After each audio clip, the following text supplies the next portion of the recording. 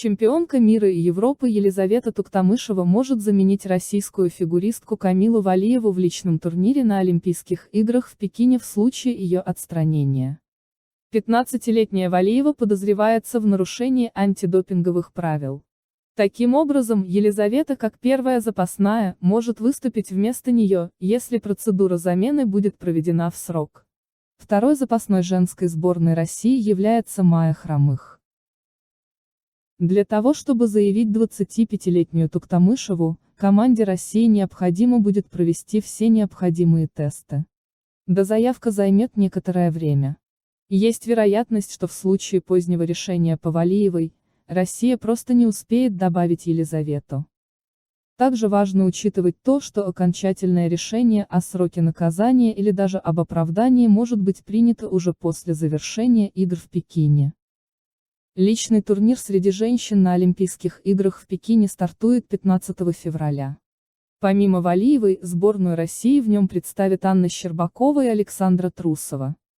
Юридический вопрос, связанный с допинг-тестом российской фигуристки Камилы Валиевой, является причиной того, что церемония награждения медалистов командных соревнований по фигурному катанию на Олимпийских играх 2022 года в Пекине была отложена, сообщает Inside the Games. Медальная церемония должна была состояться вечером 8 февраля. Международный союз конькобежцев ИСУ ранее сообщил, что задержка была вызвана юридическим вопросом. По данным источника, речь идет о тесте на допинг, который 15-летняя Валиева сдала перед Олимпиадой в Пекине.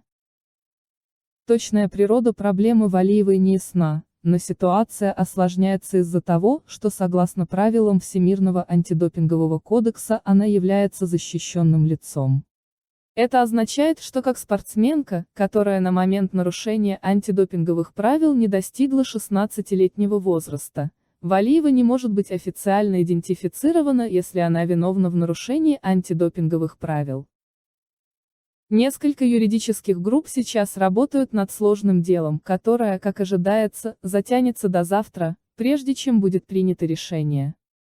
Если к Валиевой будут применены санкции, то любые наказания, скорее всего, будут гораздо менее суровыми, нежели в случае, если бы она была старше 16 лет, и роль, которую сыграло ее окружение, будет тщательно изучаться, пишет издание. Сборная России заняла первое место в командном турнире, вторыми стали американцы, третьими – японцы, четвертыми – канадцы. Депутат Госдумы Светлана Журова прокомментировала информацию о проблемах российской фигуристки Камилы Валиевой с допинг-тестом. «Призываю не обсуждать и не раздувать какие-то непонятные домыслы до официального заявления Федерации. Наши девочки выступать, а ее нервируют. Это вполне может быть очередной провокацией по отношению к нам. Сначала говорили, что сомнительный допинг-тест у нашего мальчика, теперь у девочки. Не удивлюсь, если сейчас еще какая-нибудь фамилия выплывет. Делают все, лишь бы сбить с толку. Если даже у Камилы или кого-то другого действительно сомнительный допинг-тест, то сразу вопрос, как такого спортсмена допустили до участия в Олимпийских играх? Почему не позволили стране сделать замену еще до начала соревнований?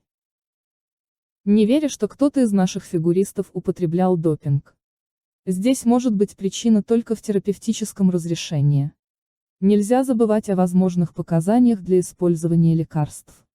Такое может случиться с каждым спортсменом, сказала Журова.